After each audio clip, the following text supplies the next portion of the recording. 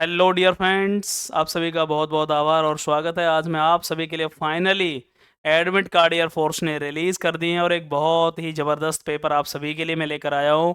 Honestly आप बताएंगे paper के जैसा पेपर है। कितने मार्क्स आपके आए, हर क्वेश्चन के लिए मैं आपको 20 सेकंड का समय दूंगा। आपको ये बताना होगा कि सर मेरे इतने मार्क्स हैं इस पेपर में। हूबहू जैसा पेपर आपको इंग्लिश का देखने का मिलेगा, उसी ही तरह का पेपर मैं आपके लिए प्यारे बच्चों लेकर के आया हूँ। कैसा होगा इंग्लिश का original paper, official mock test लेकर आया हूँ फाइनली। पेपर से ठीक पहले 22 मार्च से पेपर है, एडमिट कार्ड रिलीज हो चुके हैं जिनका पेपर 22 मार्च को है। एग्जाम सेंटर भी आ चुके हैं, ये सबको आपको पता होगा। आई थिंक आपकी तैयारी पूरी हो चुकी होगी। एक बार सभी सब्जेक्ट के मॉक टेस्ट लगाकर फाइनल देख लीजिए कितना स्कोर मेरा बैठ रहा है, क्या स्कोर बन रहा है। आज मैं आपके लिए इंग्लिश का ऑफिशियल मॉक टेस्ट लेकर आया हूँ, मॉडल पेपर लेकर आया हूँ। इंग्लिश का ऑफिशियल मॉडल पेपर आज हम बात करेंगे और मैं आपको दिखाने वाला हूँ कैसा पेपर आपको देखने को मिलेगा इंग्लिश का ओरिजिनल पेपर। कितना मार्क्स आपका आ रहा है, हमारा टारगेट रहेगा 22 मार्च, 22 मार्च हमारा टारगेट रहेगा। बिना देरी किए मैं सीधे आपको पेपर पर लेकर चलता हूं प्यारे बच्चों। ध्यान से देखिएगा, पहला क्वेश्चन स्क्रीन पर आपके सामने, फटाफट से मुझे आंसर चाहिए आपकी तरफ से। I identify the incorrect part, spotting error बतानी होगी। He went to office but return back home immediately. बताइए, फटाफट बताओ भाई, जल्दी से।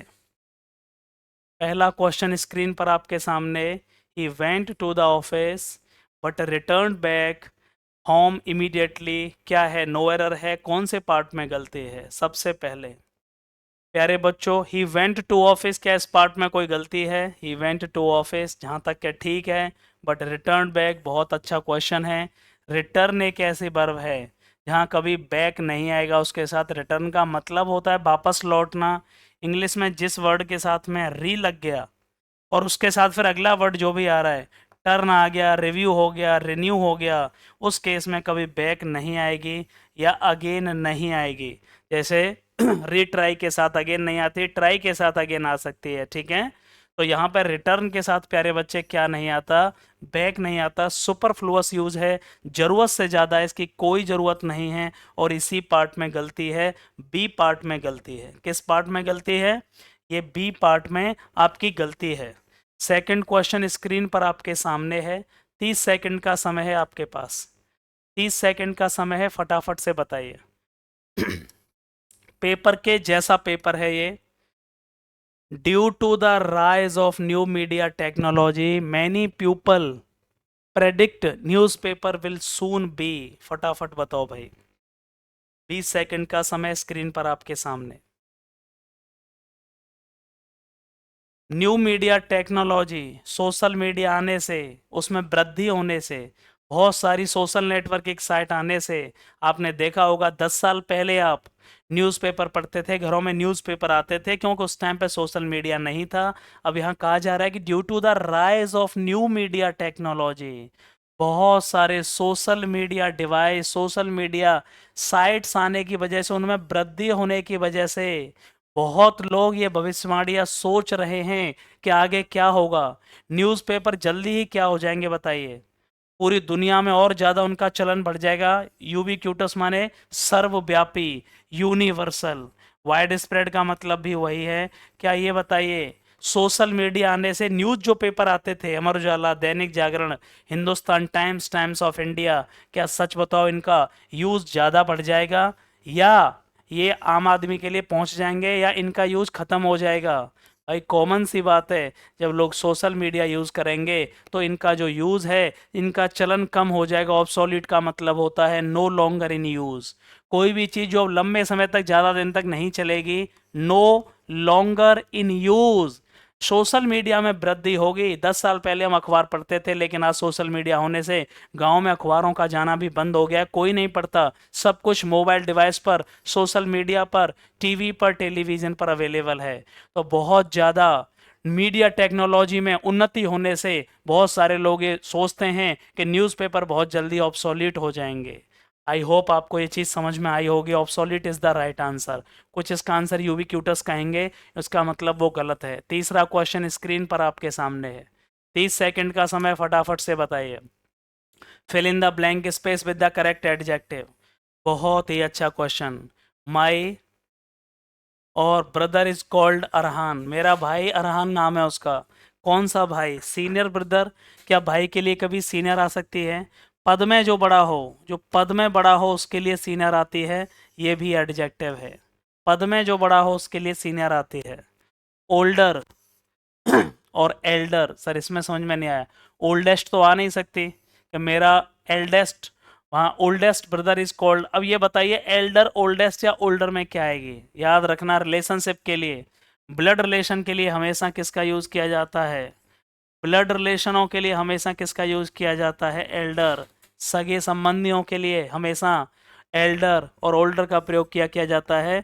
अर्लियर टाइम के लिए, कोई चीज जो पहले, कोई भी चीज पुराने समय की हो, अर्लियर टाइम के लिए हम किसका यूज करते हैं? ओल्डर का। जो समय में, जो पुराने समय की हो, एंशियंट टाइम की हो, जैसे मैं कहूँ कि मेरी पुरानी वाली जो घड़ी है, तो हम उसके लिए क्या कहेंगे? आप ओल्डर लगाओगे, एल्डर नहीं लगाओगे। लेकिन यदि कोई ब्लड रिलेशन में आपसे बड़ा है या जन्म से, कोई बाई बर्थ आपसे बड़ा है, ठीक है ना, उस केस में आपके लिए क्या लगाएंगे? जो उम्र में आपसे पहले जिसका जन्म हुआ है, ब्लड रिलेशनों में स्पेशली, उसके लिए हम एल्डर लगाएंगे। ओल्डेस्ट क्यों नहीं आएगा? ये सुपरलेटिव डिग्री है। एडजेक्टिव यहाँ सुपरलेटिव डिग्री नहीं आ सकती, कंपैरेटिव डिग्री का यूज किया जाएगा, और इसलिए यहाँ पर सही आंसर क्या होगा? Elder is the right answer. ना ही ओल्डर होगा, ना ही ओल्डेस्ट होगा, Elder is the right answer. प्यारे बच्चे ध्यान रखिएगा। अगला क्वेश्चन स्क्रीन पर आपके सामने लेकर आ रहा हूं मैं। चौथा क्वेश्चन, फटाफट से बताओ भाई। बहुत ही अच्छा क्वेश्चन है, चौथा और पांचवा क्वेश्चन। फटाफट से पहले चौथे क्वेश्चन को करेंगे, उसके बाद पांचवा क्वेश्चन। प्यारे बच्चों, बहुत अच्छा क्वेश्चन है। ही अप्लाइड, उसने अप्लाई किया है कौन सी जॉब के लिए?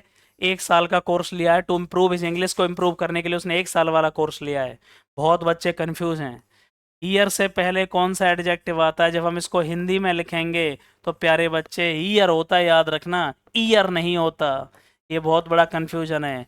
बच्चा क्या करता है? ईयर से पहले एन लगा देता है, क्योंकि ये कॉन्सोनेंट की, वॉवेल की साउंड आ रही है। गलत। यदि हम इसका प्रोनाउंसिएशन करेंगे तो ऐसे ईयर बोलते हैं, ईयर, और ईयर से पहले एन आ नहीं सकती, मतलब ए होगी। और इसलिए ईयर लॉन्ग से पहले भी प्यारे बच्चे क्या आएगी? फटाफट से बताओ, एन आएगी या ए आएगी? एन नहीं आएगी। यहाँ पर क्या आएगा प्यारे बच्चे? ए आएगा। दा का कोई मतलब नहीं है, और इसलिए आंसर क्या होगा? He applied for a year long course to improve his English. Clear हुआ कि नहीं? A is the right answer 100%। अगला क्वेश्चन बहुत अच्छा है भाई, आपके सामने स्क्रीन पर पांचवा क्वेश्चन। पांचवा क्वेश्चन स्क्रीन पर आपके सामने। It is high time you come to a decision. बताना है बेस्ट रिप्लेसमेंट क्या हो सकता है। इसमें और भी ऑप्शन मैं आपको बता देता हूँ, शायद ऊपर वो चले गए। ऊपर 2 ऑप्शन और हैं पांचवें क्वेश्चन के, ये देख लीजिएगा। जो पांचवा क्वेश्चन है, हैव कम और नो इम्प्रूवमेंट, इधर देख लेते हैं। पांचवें क्वेश्चन को दोबारा देखिएगा। ये क्वेश्चन आपके सामने स्क्रीन पर है। It is high time you come to a decision. क्या गलती है? किसको रिप्लेस करें यहाँ? ये क्या आएगा? यू कम टू सही है, केम आएगा, हैड कम आएगा, हैव कम आएगा, क्या आएगा? फटाफट से बताओ। इंग्लिश में याद रखना बेटा, याद आपने, ये कंसेप्ट बहुत सिंपल है और बिल्कुल फिक्स है। कभी भी कोई वाक्य इट इज़ हाई टाइम और इट इज़ टाइम से स्टार्ट होता है, तो अगला जो आने वाला सेंटेंस होगा प्यारे बच्चे, वो किस वर्ब का होगा? वो पास्ट इंडेफिनिट टेंस होगा। क्या होगा वो? पास्ट इंडेफिनिट टेंस होगा। नहीं समझ में आया? फिर दोबारा से समझा रहा हूँ। कभी भी कोई सेंटेंस इट इज़ टाइम और इट इज़ हाई टाइम से स्टार्ट होता है, इट इज़ टाइम और इट इज़ हाई टाइम से स्टार्ट होता है, हाई टाइम, तो याद रखना अगला आने वाला जो सेंटेंस होगा, अगला आने वाला जो सेंटेंस होगा वो कौन से फॉर्म में आएगा बेटा? वो पास्ट फॉर्म में आएगा। कौन से फॉर्म में आएगा? पास्ट फॉर्म में आएगा, मतलब पास्ट इंडेफिनिट में यूज़ होगा। यहाँ ये अगला सेंटेंस है इसके बाद में, और ये दिया गया प्रेजेंट इंडेफिनिट में, जो कि गलत है। तो यहाँ पर क्या आएगा? पास्ट इंडेफिनिट किसे कहते हैं? वर्ब की सेकंड फॉर्म का दूसरा नाम क्या है बेटा? वर्ब की सेकंड फॉर्म का दूसरा नाम क्या है? पास्ट फॉर्म बोलते हैं इसको, या पास्ट इंडेफिनिट कहा जाता है। ऐसा क्यों होता है ये भी बता देता हूँ। यही समय है जब तुम्हें डिसीजन ले लेना चाहिए। मतलब ये एक्चुअली में जो नियर अभी पास्ट निकल के गया उसकी बात हो रही है कि ये समय था जब तुम्हें डिसीजन ले लेना चाहिए था, तुमने नहीं लिया और इसीलिए आगे बहुत बुरा होने वाला है। मतलब यही समय है कि जब तुम्हें डिसीजन लेना था और तुमने लिया नहीं, तो ये कंफर्म है कि आगे कैसा होने वाला है, बहुत बुरी कंडीशन होने वाली है। ठीक है, जो समय पर नहीं जागा उसके साथ समय बहुत अच्छे से उसको जगा देता है। So it is high time you come to या केम टू, केम आएगा यहाँ पर, याद रख लीजिए, इस कॉन्सेप्ट को लिख लीजिए, कॉन्सेप्ट लिख लीजिए, इट इज टाइम और इट इज हाई टाइम के बाद आने वाली वर्ब, आने वाला टेंस हमेशा पास्ट फॉर्म होता है, पास्ट इंडेफिनिट होता है। छठवां क्वेश्चन स्क्रीन पर आपके सामने, फटाफट बताओ भाई, टाइम नहीं लगाएंगे। छठवां क्वेश्चन स्क्रीन पर आपके सामने, पेपर के जैसा पेपर लेकर आया हूं मैं आपके लिए, पेपर के जैसा पेपर। छठवां क्वेश्चन स्क्रीन पर आपके सामने, मैं बड़ा कर देता हूं जिससे दिक्कत ना हो। छठवां क्वेश्चन स्क्रीन पर आपके सामने, वन वर्ड सब्सटीट्यूशन, अनेक शब्दों के लिए एक शब्द, जल्दी बताओ भाई।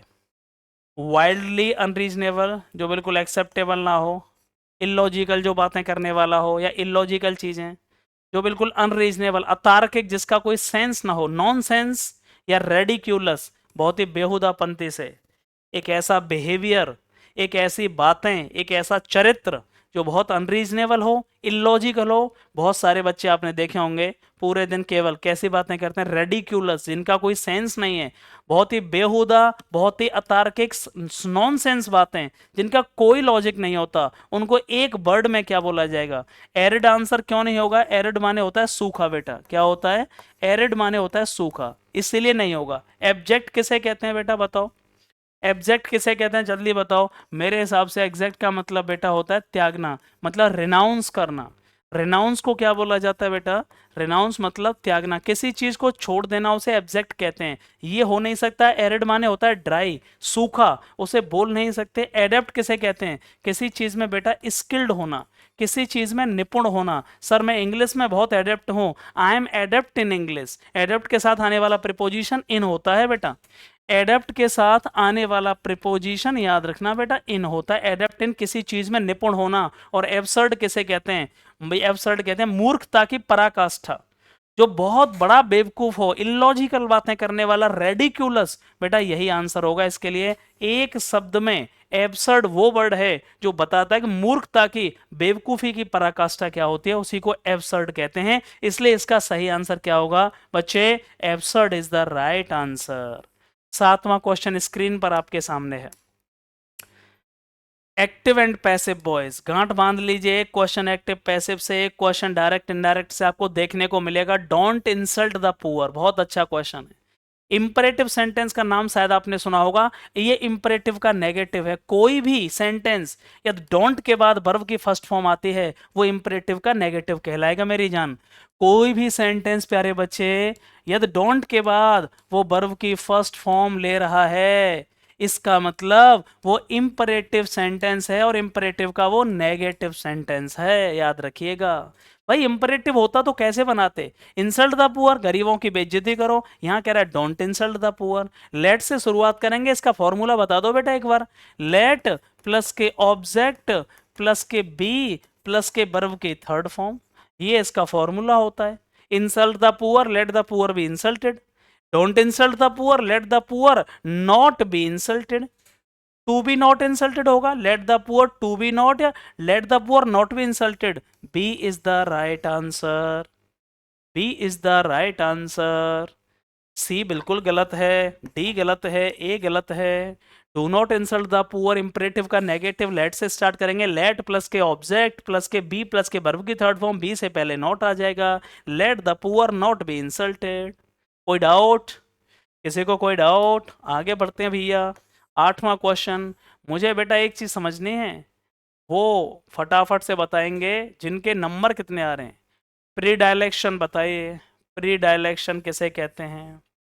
पहले से ही इसका क्या बताना है ये तो देख लीजिए। प्री डायलेक्शन का अपोजिट बताना है भाई, एंटोनिम्स, उल्टा बताना है। प्री डायलेक्शन किसे कहते हैं, जल्दी बताओ,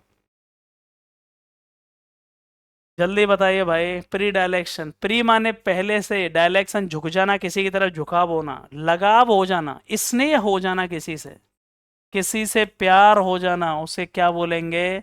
कहते ना सर मुझे उसकी तरफ बहुत ज़्यादा झुकाव हो गया है, ठीक है ना, उससे लगाव हो गया है, ठीक है, उसे प्री डायलेक्शन एक नाउन है, प्री डायलेक्शन का उल्टा पूछा गया है, डिफीट माने हार होती है, पहले वो ऑप्शन हटा दिया करो, ये हो नहीं सकता। ऑब्जेक्टिविटी किसी चीज की, ऑब्जेक्टिव किसे कहते हैं, ऑब्जेक्टिव मतलब लक्ष्य उद्देश्य कह सकते हो, ऑब्जेक्टिविटी क्या हो गई, उसकी बिंदुता, उसकी सदस्यता। तो ऑब्जेक्टिविटी वैसे नहीं हो सकता, इसका अलग सेंस होगा, उल्टा बताना है, जिससे लगाव होगा उसका उल्टा क्या होगा, घृणा। तो अवर्जन किसे कहते हैं, अवर्जन एक नाउन है, प्रीडायलेक्शन भी एक नाउन है, ऑब्लिवियन भी एक नाउन है, ऑब्जेक्टिविटी भी एक नाउन है, डिफीट एक वर्ब है। अवर्जन किसे कहते हैं, अवर्जन माने होता है बेटा घृणा, हेटरेड, किसी से घृणा करना, जिससे लगाव है और उसी से घृणा हो जाएगी, तो ये अपोजिट हो जाएगा कि नहीं हो जाएगा। आठवें का सही आंसर क्या होगा, सी is the right answer.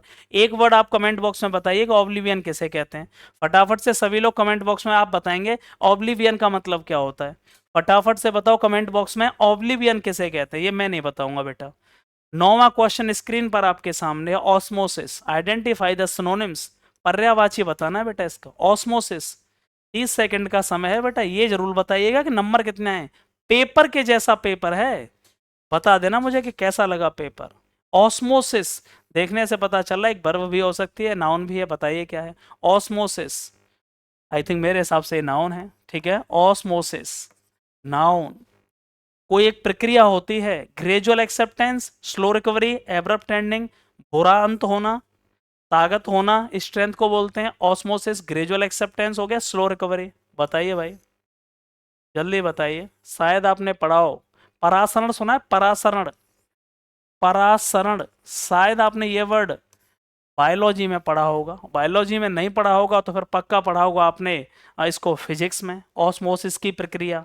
Osmosis किसे कहते हैं, किसी चीज का बेटा, सपोज करो आपने क्या किया, पहले किसी चीज में आपने तैयारी करना शुरू किया, किसी एग्जाम की मन नहीं लगा, लेकिन धीरे धीरे फिर आप तैयारी को बढ़ाते चले गए, आपको मजा आने लगा, धीरे धीरे किसी चीज का रिकवरी और धीरे धीरे उसको एक्सेप्ट करने ना, उसे ग्रेजुअल एक्सेप्टेंस कहते हैं। ग्रेजुअल, किसी चीज को पहले एक्सेप्ट किया, आपकी शादी हुई, शादी में पहले आप हैंडल नहीं कर पा रहे थे, एक्सेप्टेंस नहीं था, नई बात बन पा रही थी, धीरे धीरे आपको हैबिचुअल हो गए, आदत पड़ गई, आदत पड़ गई तो आपने उसी माहौल को, उसी चीज को एक्सेप्ट कर लिया, इसी को बोला जाता है ऑस्मोसिस, ग्रेजुअल एक्सेप्टेंस।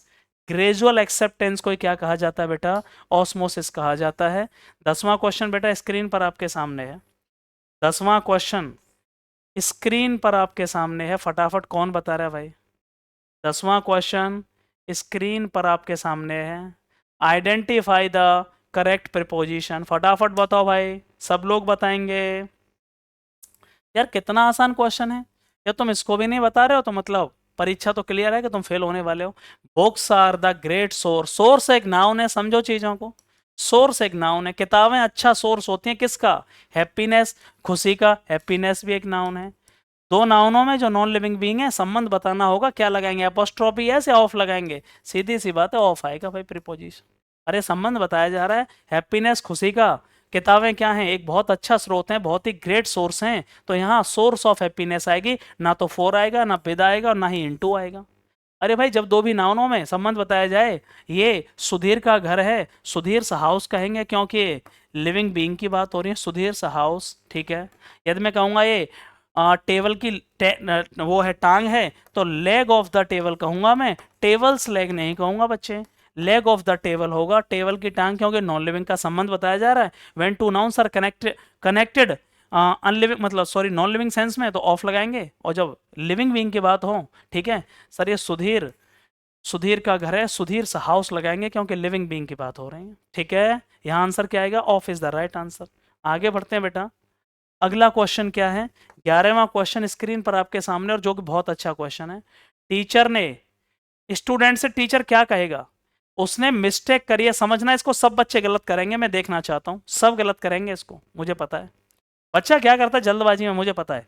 टीचर आज स्टूडेंट से पूछा अपनी मिस्टेक के लिए, बेटा हाँ हाँ रिग्रेट करो, रिग्रेट करो, समझो ध्यान से, अरे बेवकूफ हो, स्टूडेंट ने मिस्टेक कर दी है, तो मिस्टेक तो कर ही चुका है, तो रिग्रेट का तो कोई मतलब ही नहीं है, क्लैरिटी है, मिस्टेक तो कर चुका है तो रिग्रेट का तो मतलब ही नहीं है, रिग्रेट तो कर चुका है तो पछतावा तो होना है। टीचर क्या कहेगा, रिग्रेट तो वो खुद करेगा कि भाई मैंने I have done a mistake. Teacher उसके लिए थोड़ी कहेगा अरे बेटा तुम थोड़ा अपने से रिग्रेट करो, वो कहेगा बेटा सॉरी बोलो, क्षमा मांगो। टीचर है वो, दोस्त नहीं है। टीचर स्टूडेंट से अपनी मिस्टेक के लिए एग्री थोड़े ही होगा, करेक्ट थोड़े ही करेगा। वो कहेगा पहले मांगो अपोलोजाइज, क्षमा। रिग्रेट तो वो खुद करना ही पड़ेगा। सब लोग इसका आंसर रिग्रेट लगा रहे होंगे या करेक्ट लगा रहे होंगे। अपोलोजाइज आएगा, भैया क्षमा मांगो, सॉरी बोलो पहले, उसके बाद देखा जाएगा कुछ भी क्या होगा। अगला क्वेश्चन स्क्रीन पर आपके सामने लेकर आ रहा हूं, 12वां क्वेश्चन। डायरेक्ट और इनडायरेक्ट स्पीच, फटाफट से बता दो भाई। डायरेक्ट और इनडायरेक्ट स्पीच बताइए भाई। फादर, ये इनडायरेक्ट स्पीच है। Told Peter to clean his shoes. Father ने पीटर से उसके शूज क्लीन करने के लिए बोला, ये इनडायरेक्ट स्पीच है। इसको डायरेक्ट बनाना है और ये क्लीन हिज शूज किस में चेंज हो जाएगा? क्लीन योर शूज में, क्योंकि वो चारों में वही ऑप्शन है, इंपरेटिव सेंटेंस है। फादर पीटर से कह रहे हैं, पीटर का अलग लिखा दिया जाएगा। फादर टोल्ड चेंज हो जाएगा, सेज में होगा नहीं, टोल्ड आ नहीं सकता, क्वेश्चन मार्क नहीं है, इसलिए father said. Father said clean your shoes Peter. D is the right answer. D is the right answer. अगला क्वेश्चन 13वां स्क्रीन पर आपके सामने। आइडम्स फ्रेज बताइए भाई, बहुत अच्छा पेपर। आइडम्स फ्रेज बताइए फटाफट से जल्दी। मॉडल पेपर सेम लेकर आया हूं जिससे कि आपको दिक्कत ना हो। Square PACS in round holes. लोकोक्ति और मुहावरे। Square PACS in round holes बहुत आसान है यदि आप समझ कर करते हैं। पैग किसे कहते हैं? Square peg. लकड़ी के मान लो गट्ठे, मान लो ये स्क्वायर कोई शेप है और इसमें तुम राउंड कोई गोल चीज डालना चाहोगे। जैसे ही गोल चीज डालना चाहोगे, इसकी नेचर है स्क्वायर की, इसमें स्क्वायरिकल वाली चीज तो चली जाएंगी लेकिन दूसरी शेप वाली चीज नहीं जाएंगी। गोल डालोगे वो कोने में फंस जाएगी क्योंकि इसकी सरकमफेरेंस अलग तरह की है, इसका सरकमफेरेंस या पैरामीटर अलग तरीके का है। नहीं समझ में आया? फिर रिपीट कर रहा हूं, कभी भी लोकोक्ति मुहावरे आपको याद नहीं करने हैं, समझने हैं बस। कोई भी स्क्वायर पैग है, पैग मतलब समझ लेते हैं एक बर्तन है जो ऐसा है, आप इसमें राउंड होल, गोलाई में इतने ही साइज की कोई चीज डालोगे तो क्या वो जा पाएगी? वो यहाँ कोनों में अड़ जाएगी। इसका मतलब अ जेन्युइनली हेल्पफुल पर्सन होता है? नहीं। क्लेवर पर्सन होता है? नहीं। People in the wrong job, बिल्कुल सही। सर मेरा मन नहीं था कंपनी में जॉब करने का, मजबूरी में चाहता था मैं सरकारी नौकरी, मजबूरी में करनी पड़ रही है। तो जो चीज़ आपकी इच्छा की है क्या अनिच्छा से कर रहे हो? मजबूरी में सर, गलत चीज़ में फंस गया हूँ। मतलब वो मेरे लायक है ही नहीं, वो जॉब सर मैं चाहता ही नहीं था, मजबूरी में कर रहा हूँ। People in the wrong job. Clear? जो काम आपके लिए नहीं बनाया उसको करना पड़े, उसे ही क्या कहा जाएगा? Square packs and round holes. आगे चलो बच्चे, करेक्टली स्पेल्ड वर्ड बताना है भाई। अगला क्वेश्चन स्क्रीन पर आपके सामने है। करेक्टली स्पेल्ड वर्ड जल्दी बताओ भाई। लो ये आ गया, क्वेश्चन आ गया। करेक्टली स्पेल्ड वर्ड बताओ, ये क्वेश्चन है। ये चार सेम एक ही वर्ड दिया गया, इसमें करेक्टली वर्ड बताना है, स्पेलिंग किसकी सही है। म्यूनिफिशेंट की स्पेलिंग क्या होती है आपको पता होना चाहिए। म्यूनिफिशेंट प्यारे बच्चे एक एडजेक्टिव है। किसी भी इंग्लिश में दुनिया में किसी भी वर्ड के पीछे, किसी भी वर्ड के पीछे ईएनटी आता है तो 99.9% वो क्या होगा बच्चे? वो एडजेक्टिव होगा, याद रखना। तो सर म्यूनिफिसेंट किसे कहते हैं? म्यूनिफिसेंट कहते हैं बेटा कोई भी व्यक्ति जो काइंड हार्टेड है, जो बहुत ही स्प्लेंडेड है। कहते हैं ना सर आज मैं गाड़ी लेके आया हूँ बहुत ही जानदार है, स्प्लेंडर गाड़ी लाया हूँ, शानदार, भव्य, ग्लोरियस, ठीक है, बहुत ही ज़्यादा मैग्निफिसेंट। सर बहुत ही मैग्नीफाई का ही एडजेक्टिव है मैग्निफिसेंट। कोई भी चीज़ बहुत एडोरेबल होना, सर बहुत ही एडोरेबल है, सुपर स्पेसियस, कहते हैं ना सुपर्ब है सर, मजा आ गया। स्प्लेंडेड है, भव्य, अट्रैक्टिव है, उसी को मैग्निफिसेंट म्यूनिफिसेंट कहा जाता है। सी इज द राइट आंसर, यही स्पेलिंग सही है, बाकी सब गलत हैं। अगला क्वेश्चन यार मेरा फेवरेट है। अगला क्वेश्चन बहुत ही अच्छा है। जिसने पार्ट ऑफ स्पीच को समझ लिया, समझो उसने आधी 60% इंग्लिश को पूरा जान लिया। और जो पार्ट ऑफ स्पीच कोई नहीं समझ पाया वो भूल जाओ कि कभी इंग्लिश समझ पाओगे। प्योरिटी। प्योरिटी टी बाई कभी आएगा वो नाउन होगा, ये एब्स्ट्रैक्ट नाउन है। क्या है? Abstract noun. शुद्धता, इसको हम देख नहीं सकते, बस महसूस कर सकते हैं, केवल समझ सकते हैं कि कोई चीज़ शुद्ध है कि नहीं। इसका एडवर्ब पूछा गया है। प्योरिटी एक एब्स्ट्रैक्ट नाउन है, प्योर इसका एडजेक्टिव है। प्योर एक एडजेक्टिव है। जब एडजेक्टिव में एल वाई लग जाए तो वो एडवर्ब बन जाता है बच्चे। जब एडजेक्टिव में एल वाई लग जाए तो वो एडवर्ब बन जाता है, और नाउन में एल वाई लग जाए तो वो एडजेक्टिव बन जाता है। प्यूरीफाई इसकी एक वर्ब है। प्यूरीफाई एक वर्ब है, शुद्ध करना। और प्योरिटी, प्योरिटी का प्योरिटी ये नाउन ही दिया गया है। इसका पूछा गया है सर प्योरिटी का adverb purely is the right answer.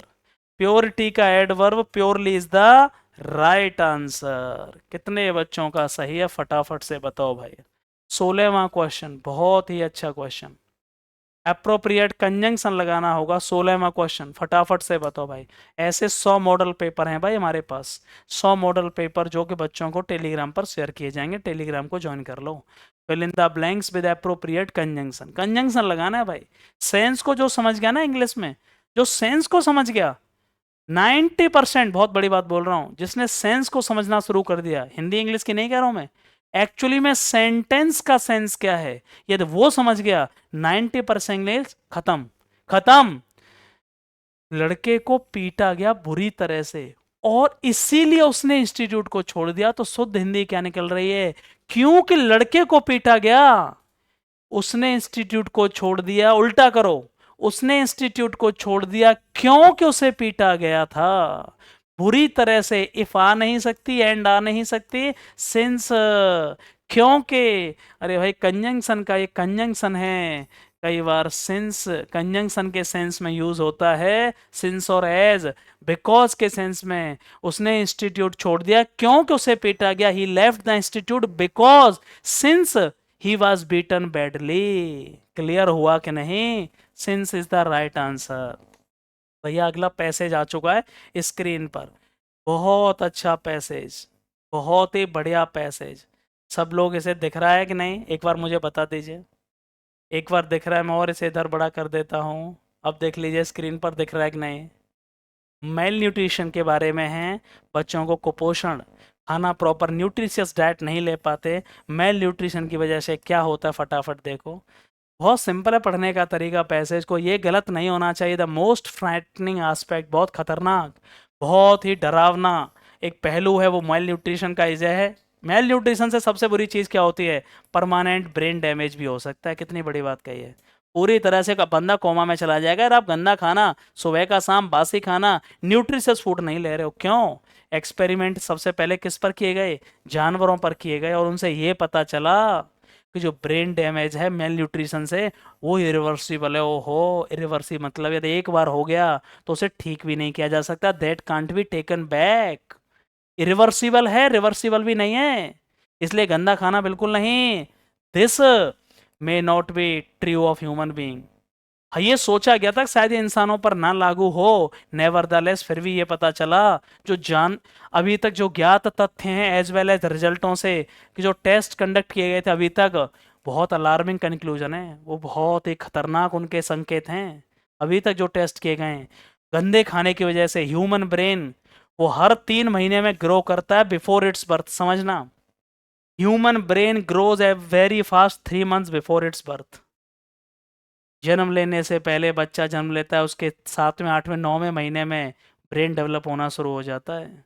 और जब ब्रेन डेवलप होता है तो बच्चा क्या करता है? द चाइल्ड्स ब्रेन 1/4 बच्चे का जो ब्रेन का वेट होता है 1/4 हो जाता है। कब तक? एडल्ट के ब्रेन के बराबर। ध्यान रखना, शुरुआत में 1 साल में जो ब्रेन होता है वो ऑलरेडी 66% हो जाता है एडल्ट के ब्रेन के बराबर।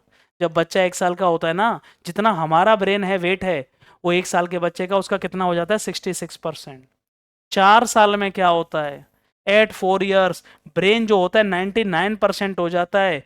एंड 8 साल में बच्चे का ब्रेन एडल्ट के ब्रेन के बराबर हो जाता है, और फिर उसके बाद कोई इंक्रीमेंट नहीं होता ब्रेन में, याद रखना। और ये बहुत ऑब्वियस सी बात है कि पहले, इसलिए 4 साल क्यों जरूरी हैं? पहले 4 साल बच्चे के खाने पर देना क्यों जरूरी हैं? यही समझाया गया है। पहले के 4 साल बहुत क्रुशियल हैं, क्रूशियल हैं, बहुत इंपॉर्टेंट हैं जब बच्चे के ब्रेन के डेवलपमेंट के लिए। बच्चे के ब्रेन के डेवलपमेंट के लिए प्यारे बच्चे पहले 4 साल, सॉरी सॉरी, पहले 4 साल बच्चे के ब्रेन के लिए बहुत ज़्यादा इम्पोर्टेंट हैं। पहले 4 साल बच्चे के ब्रेन के लिए क्या हैं, बहुत ज़्यादा इंपॉर्टेंट हैं। और इसीलिए याद रखना, इफ़ द चाइल्ड, यार बच्चा सफ़र करेगा मेल न्यूट्रिशन से, गन्ने खाने से, तो डैमेज ब्रेन का वो क्या होगा, परमानेंट हो जाएगा, वो मंद बुद्धि रह जाएगा। गांव में देखा होगा आपने, जो खाना बच्चे अच्छे ज़्यादा बहुत नहीं कर पाते शुरुआत में, केयरिंग उनका आगे कहते ना दिमाग सर पता नहीं, पढ़ने में मन ही नहीं लगता, याद ही नहीं होता, ये बहुत बड़ा रीज़न है। पहला क्वेश्चन स्क्रीन पर आपके सामने, अ गुड न्यूट्रिशन, अच्छा खाना क्यों जरूरी है, पहले 4 साल बच्चे के लिए अच्छा खाना क्यों जरूरी है।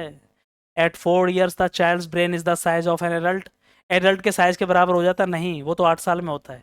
At 4 years the brain is fully developed, fully developed नहीं होता है, 66% हो जाता है, मतलब 99%। At 4 years the there is no further increase of brain, 4 साल के बाद, क्योंकि ब्रेन का कोई इंक्रीज नहीं होता है, सही बात है। At 4 years the brain weight 99%, मेरे हिसाब से C is the right answer, मेरे हिसाब से, क्योंकि 4 साल में, at 4 years there is no further increase of brain, नहीं 4 साल नहीं, सॉरी 4 साल के बाद तो 8 साल का बच्चा होता है। At 4 years the brain is fully developed हो जाता है, और इसीलिए क्योंकि 99% वेट होता है ब्रेन का, D is the right answer, D 100% D is the right answer. अगला क्वेश्चन, इस पैसेज की थीम बताइए क्या है, फटाफट बताओ। ये जो पैसेज है किसके ऊपर है, ये मेल न्यूट्रिशन के ऊपर है प्यारे बच्चे, और इसके इफेक्ट के ऊपर है। A is the right answer, A is the right answer. तीसरा क्वेश्चन बताओ, इरिवर्सिबल का मीनिंग क्या है, जल्दी बताओ। इरिवर्सिबल का मीनिंग क्या है भैया, इरिवर्सिबल किसे कहते हैं, अनचेंजेबल जो बदलता नहीं है, इरलीवेंट नहीं, ये तो not related to subject, altered जो बदल जाए नहीं, चेंज जो बदले, इरिवर्सिबल का मतलब जो नहीं बदले, जिसे ठीक नहीं किया जा सकता, that can't be changed, that can't be taken back. Find out the word, उस पैसेज में वो शब्द ढूंढिए जिसका मतलब वेरी इंपॉर्टेंट है। पैसेज में ऐसा कौन सा शब्द है जिसका अर्थ वेरी इंपॉर्टेंट है, अरे अभी तो बताया था, कंडक्टेड माने तो चलाना, अलार्मिंग माने सचेत करना, नेवरदलेस माने फिर भी, क्रुशियल का मतलब क्या होता है, मोस्ट इंपॉर्टेंट। कहते हैं ना यही क्रुशियल टाइम है, निर्णायक समय है यही, जहां आप कुछ कर सकते हो, आगे भीख मांगनी है बेटा। Crucial is the right answer.